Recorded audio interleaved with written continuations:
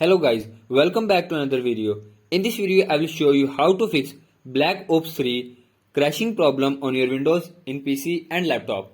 So to fix this issue, follow every step as I am showing in this video, and do not forget to subscribe this channel and also press the bell icon for the latest upcoming videos.